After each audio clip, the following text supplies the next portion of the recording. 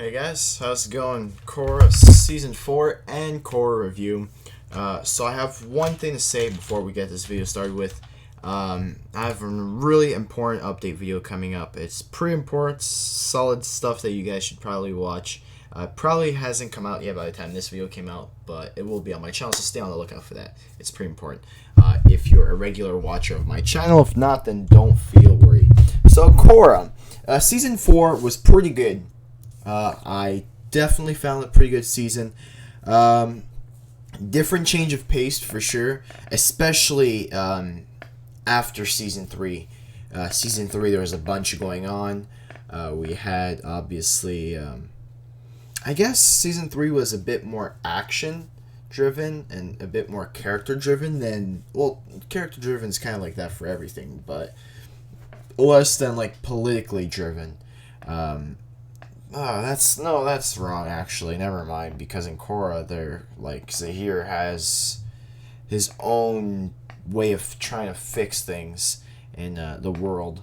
But I found the pacing from Season 3, Season 4 a lot more different. And in general, Season 4, good season. Yeah. Favorite episode of that season would probably have to be the episode where... I don't know. I liked episode 5 a lot. Episode 4 and 5 I liked a lot. So I'm going to stick with these. And there's no episodes specifically I disliked. So that's good stuff, I guess. Not that bad of a season. And, so let's talk about Korra in general. So a lot of you guys, when I first started Avatar, a lot of you guys suggested Korra. You're like, are you going to watch Korra? Are you going to watch Korra? And at some point, because I was gaining a lot of subscribers back then, and everyone was new. Each time I upload a new episode, there was new people coming in. They're like, "Are you gonna watch Korra?" But I already responded to the comment like an episode before, so I was like, "Yes." And at some point, it was like I was already ready. Like when I was coming home and I saw a notification on YouTube, I was like already ready to type yes. And so yeah, this is Korra. We watched it, and good stuff. I don't regret watching it, and really good series. And I won't be comparing Korra and Avatar in this video. I think I'll have a separate video for that where I compare them.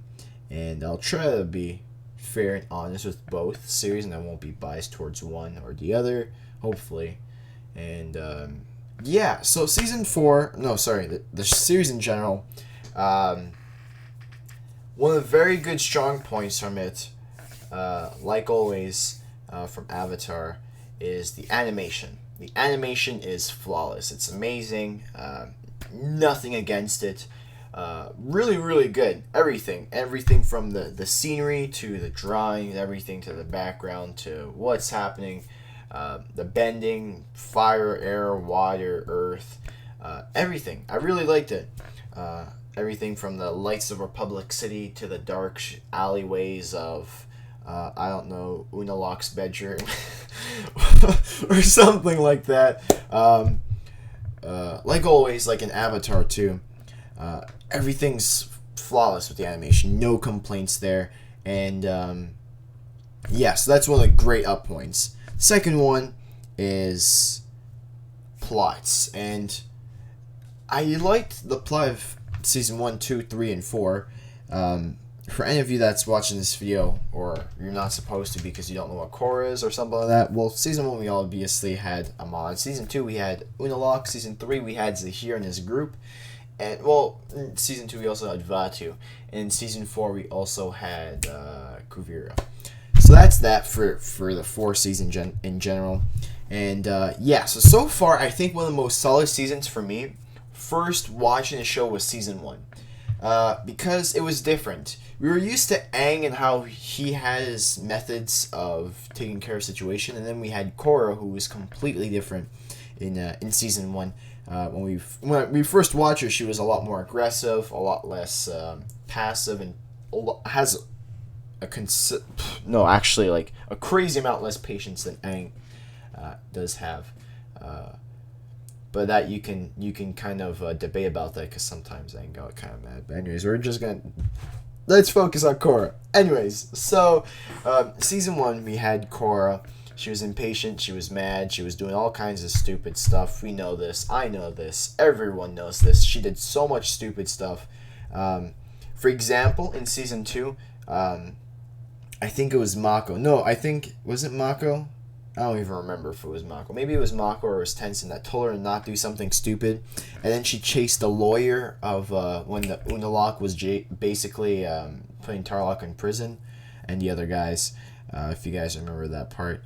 And she did something stupid right after. I mean, it was the right thing, but it was still stupid. Or something, I don't know, there was some other time. But she was really hasty. And it was a different pace from Aang. And I found it pretty interesting that everything was kind of done differently. And, yeah, so season 1 with Amon, the introduction of, like, I think my favorite villain out of the show is Amon. I don't know, man. The way they present him is awesome. Whether you like it or not, Amon's pretty badass. Like, Zahir's pretty cool. I mean, bald dude who can fly, pretty cool. Kuvira, she's okay. She's probably, like, the least... She's, like, not the worst. She's a good villain, though she's probably the weakest of them all, in my opinion. And season 2, we have Unalaq. Well, I mean, that's debatable with Amon, but still. Bloodbending, metal bending. I don't know, maybe he can bloodbender to metal bend him out of stuff. I don't know. Who knows? Anything's possible. But, and then, yeah, we have Unalaq with Vatu. A lot more dangerous than Kuvira. And then what frustrated me was that fight with Kuvira and Korra the first time. Oh my god, that was terrible to watch. That was annoying, man. And I mentioned in the video, I was like, guys, I know Korra's out of shape, but this is just ridiculous. It's literally like, imagine Aang right after fighting Lord Ozai. Actually, no. Anyways, let's just imagine. Whatever. I'm keeping this limited to Korra, but still, like, it's pretty ridiculous. Like, she fought Amon, not too bad, but then Vatu and Unalaq, which she had to be super good about, and Zahir, not to mention she fought the Poison at the same time, and even though in season 4 in that fight, she was kind of out of it, it was still disappointing to watch, considering she had 10 times more crazier fights, and a simple fight like that was kind of, you know... Like, Amon, it was a different story, because she had a lot less experience. One of her first encounters was Amon, basically, and he was a bloodbender, which I found extremely interesting again. It added a whole bunch to the plot, especially with the equality and the groups and the equalists and a bunch of other stuff. I found that really, really good. So for me, Season 1 was action-packed. It was awesome. There's so much going on. We got introduced to the characters really well. There's a bunch going on. And the romance was cringy. It was really, really cringy. I hated it. It was going back and forth, back and forth, back and forth. Like, Jesus, man. Like, this is ridiculous. Like, they're changing... They're like, literally, it's Mako with Asami and Korra. And it's going back and forth more times than I change underwears per day. I'm just kidding. Or, like, eat Kit Kats. I'm sure you guys don't... You want to know something, though? Thug life. Just kidding. But, I don't know. Why did I mention that? I don't know. I'm drunk. Just kidding. I'm drunk off cactus juice. But, no, anyways. More times than I change t-shirts or socks, or I don't know, man. Something that's less creepy. But, anyways. So, Season 1 was really cool. Other than the romance. And I found it really interesting. And the way they installed fear, like I mentioned a bit before, but I didn't use the word fear, with Amon was amazing. And from someone's point of view who watched Avatar, and you're like, this guy's bloodbending, these people are screwed. Really cool. One thing I hated, though, about Season 1, but this is more of like a biased kind of thing, was that I was really sad inside when I didn't see Aang there. Now, when I first heard about the sequel to Avatar, Legend of Korra, I thought it was still about Aang. Now, I know you guys might be saying, like, oh, you idiot kind of thing, but this was me at, like, episode 1 of Season 1 kind of thing there. When people are like, are you going to watch Korra? It's a sequel to Avatar. I'm like, oh, there's more to this. Another 4 seasons of Avatar. And I was, like, going to go absolutely nuts. I was like, dude, 7 seasons. Like, I was about to, like, pass out. And then you guys are like, nope, it's a different Avatar. I'm like, You guys are killing me. But yeah, I'm serious. That would have been pretty cool though. I would totally like pay my life for that. Like I'd give my soul to the devil, die within a year just to watch the next 4 seasons of Avatar. Would you guys do the same? Comment below. So going into season 1, I was kind of sad to not see Aang. Doesn't really affect my view of season 1 though, and I really liked it for that. Now season 2, a lot of people hated season 2, and I'll be honest, it had a lot of low points and points that I didn't find good compared to season 1, the other seasons of Avatar, and then season 3 and season 4, which I watched in the future. But season 2, I think had some of the greatest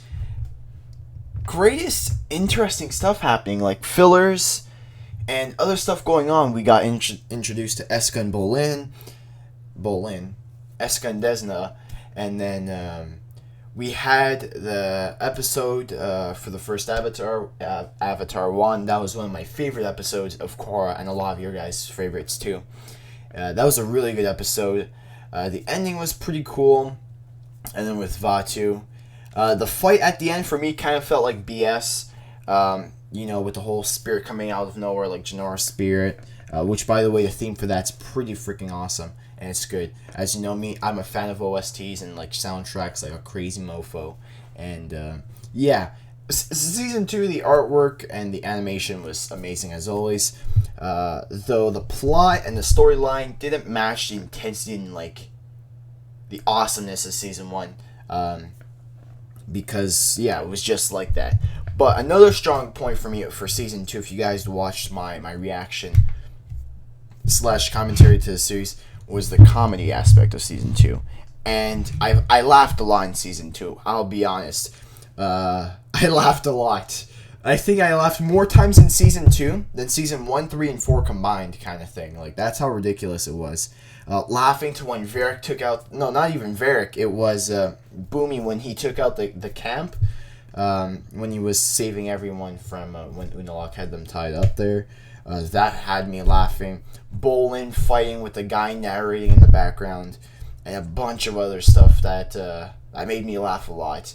And that was really cool, because even though season 2 had a lot of down points, I'll always remember season 2 for how funny it was and how interesting it was from the other seasons, just because of that.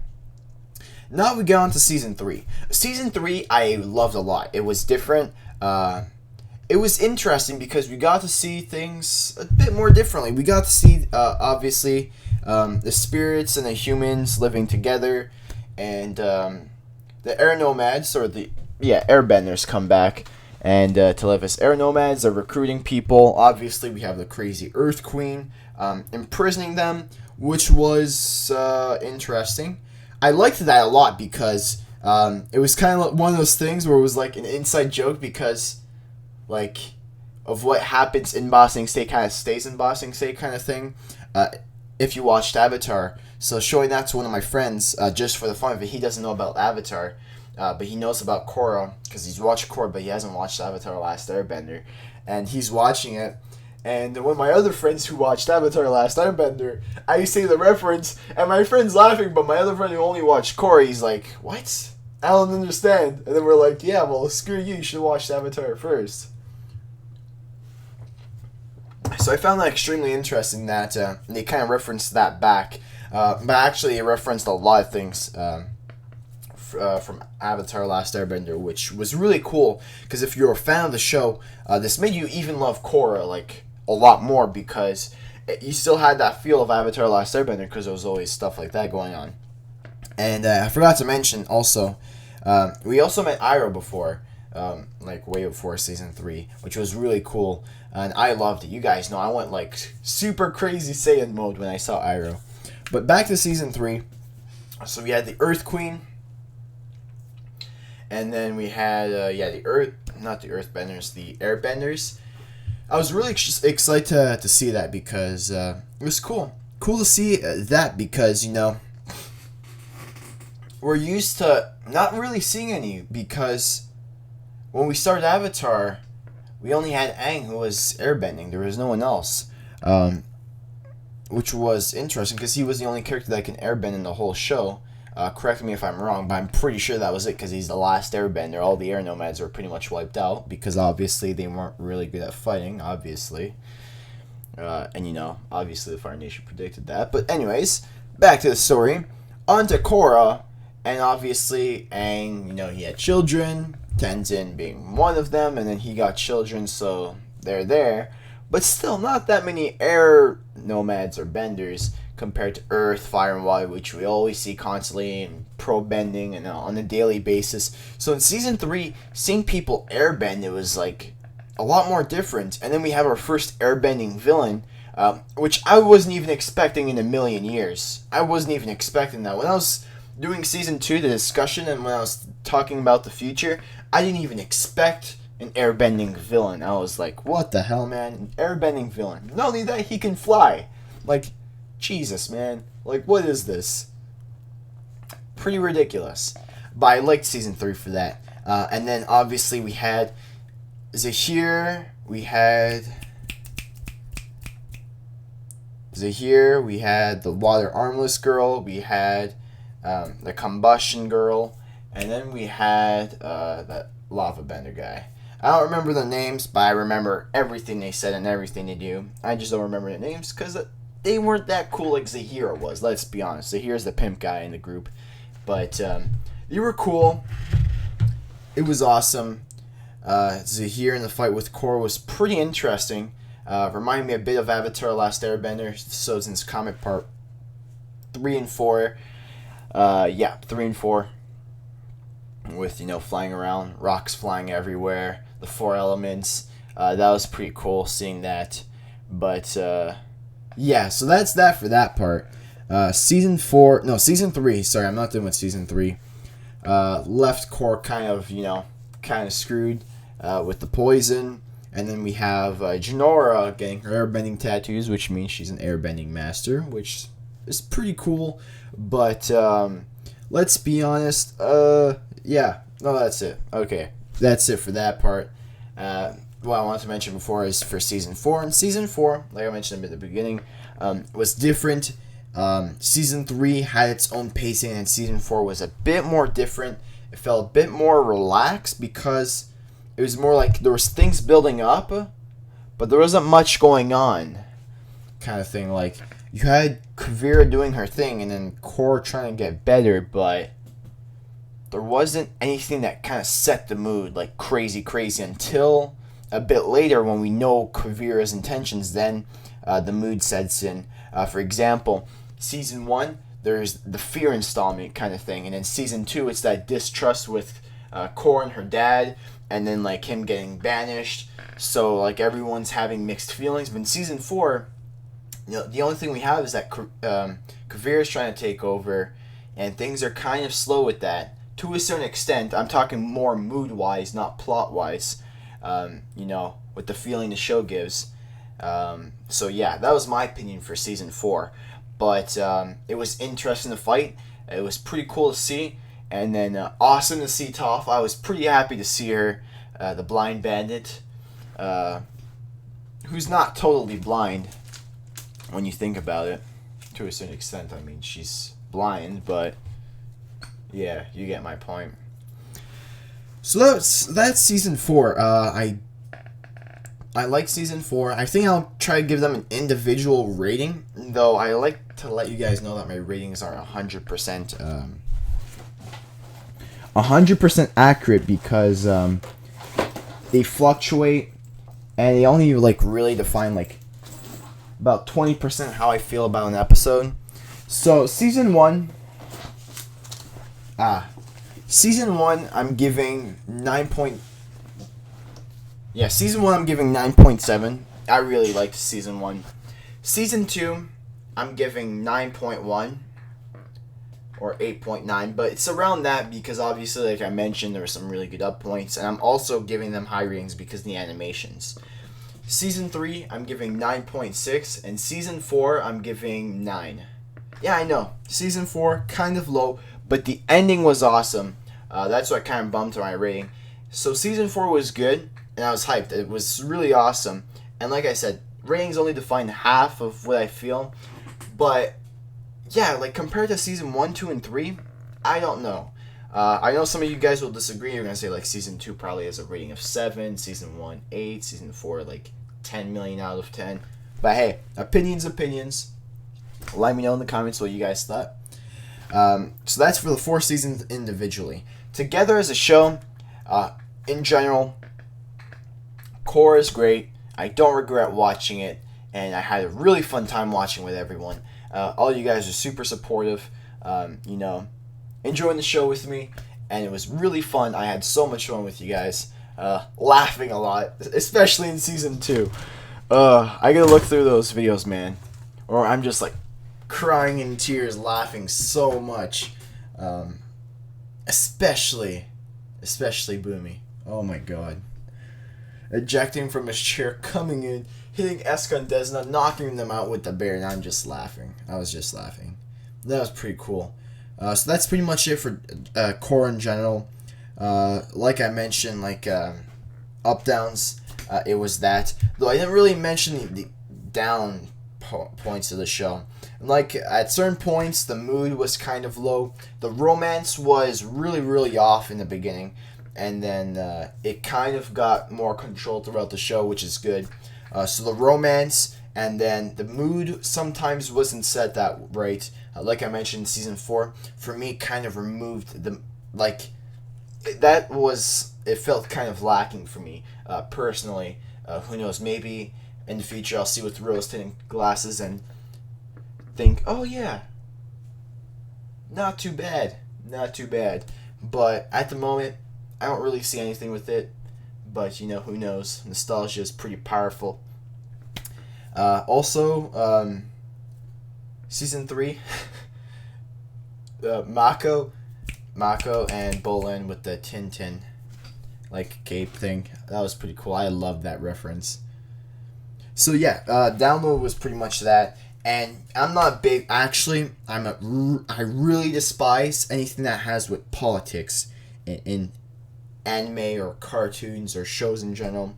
I find them really not good and interesting. It just ruins the show a lot for me, and they're not my kind of thing. But Korra was able to do it perfectly right, with a well balance of action in this, and the cringy romance, but the super funny dialogue and stuff going on. Yeah, and Bolin's marriage with Eska kind of escalated quickly, in my opinion. I'm still bringing that pun up, for the 5th time in the show, but I really liked Korra. Nothing wrong about it that much, other than what I mentioned before. The romance was just ridiculously cringeworthy. It was ridiculous. You guys know sometimes I want...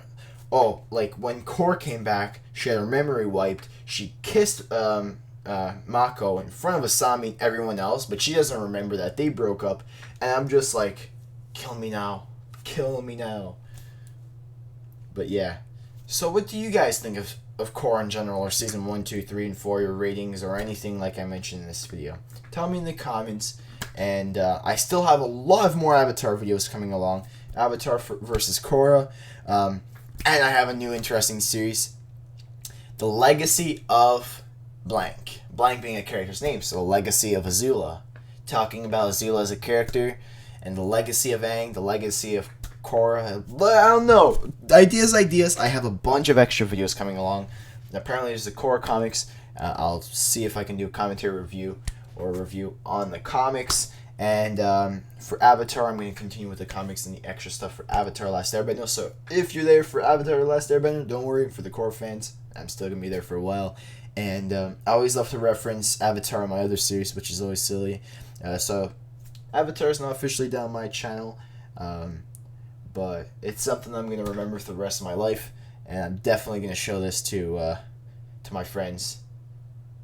Definitely. Well, I mean, I've showed it to quite a few of my friends. But yeah. They're like, ugh, a show like that? Isn't it for kids? And then they watch and they're like, holy crap. That season 2 ending, though. The infiltration of the Kyoshi Warriors and Ba Sing Se. But yeah, so for some of you guys, actually I'll mention it now. I only made discussion part 1 out of 4 of Avatar Last Airbender. I recorded part 2, but I never uploaded it. And I'm debating, do I re-record part 2 and then part 3 and then part 4? or just make a part 2, 3, and 4 ending kind of thing. So I've been debating on that because it's been longly overdue. And it's not because I didn't want to do it. It was just because I couldn't figure out how to do it. So maybe you guys can give me suggestions for finishing up or wrapping up the discussion video for Avatar, because I could still talk about Avatar: Last Airbender for another 2 hours without a problem. Actually, I could probably talk about until I become as old as Toph and like, you know, with my bones all like screwed up, and being blind. But that wouldn't be fun. So I hope you guys enjoyed, and yeah, I'll see you guys in the next video, or maybe the next video. I don't know. Maybe the previous video, maybe the next video. But yeah, I'll see you guys